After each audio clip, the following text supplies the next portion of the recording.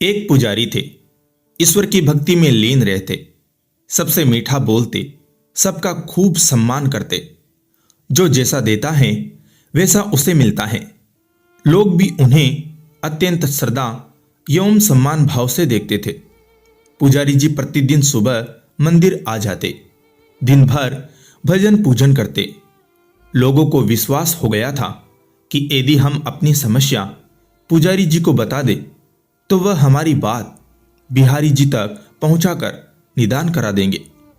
एक तांगे वाले ने भी सवारियों से पुजारी जी की भक्ति के बारे में सुन रखा था। उसकी बड़ी इच्छा होती कि वह मंदिर आए, लेकिन सुबह से शाम तक काम में लगा रहता, क्योंकि उसके पीछे उसका बड़ा परिवार भी था। उसे इस बात का हमेशा दुख रहता कि पेट पालने के चक्कर में वह मंदिर नहीं जा पा रहा। वह लगातार ईश्वर से दूर हो रहा है। उसके जैसा पापी शायद ही कोई इस संसार में हो। यह सब सोचकर उसका मन ग्लानि से भर जाता था। इसी उधेड़ बुन में फंसा उसका मन और शरीर इतना सुस्त हो जाता कि कई बार काम भी ठीक से नहीं कर पाता। घोड़ा बिदकने लगता, तागा डगमगाने लगता और सवारियों की झिड़कियां भी सुननी पड़ती। तांगे वाले का मन का बोझ बहुत ज्यादा बढ़ गया। तब वह एक दिन मंदिर गया और पुजारी से अपनी बात कही। मैं सुबह से शाम तक तांगा चलाकर परिवार का पेट पालने में व्यस्त रहता हूं। मुझे मंदिर आने का भी समय नहीं मिलता। पूजा अनुष्ठान तो बहुत दूर की बात है। पुजारी जी ने गाड़ीवान की आंखों में अपराध बोध और ईश्वर के कोप के भय का भाव पढ़ लिया। पुजारी ने कहा, तो इसमें दुखी होने की क्या बात है?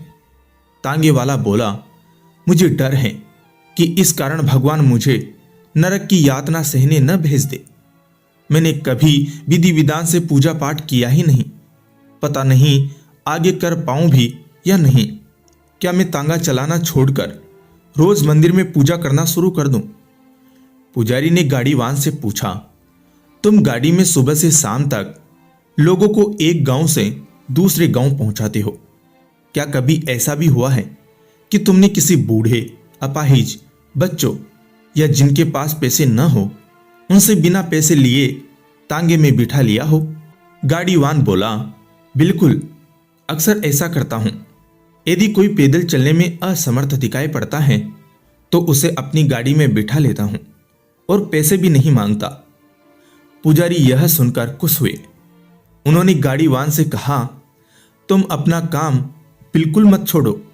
बूढ़ों, अपाहिजों, रोगियों और बच्चों और परेशान लोगों की सेवा ही ईश्वर की सच्ची भक्ति है। जिसके मन में करुणा और सेवा की भावना हो उनके लिए पूरा संसार मंदिर समान है। मंदिर तो उन्हें आना पड़ता है जो अपने कर्मों से ईश्वर की प्रार्थना नहीं कर पाते। तुम्हें मंदिर आने की बिल्कुल जरूरत नहीं है। परोपकार और दूसरों की सेवा करके मुझसे ज्यादा सच्ची भक्ति तुम कर रहे हो। ईमानदारी से परिवार के भरण पोषण के साथ ही दूसरों के प्रति दया रखने वाले लोग प्रभु को सबसे ज्यादा प्रिय हैं। यदि अपना यह काम बंद कर दोगे तो ईश्वर को अच्छा नहीं लगेगा। पूजा पाठ, भजन कीर्तन, यह सब मन को शांति देते हैं।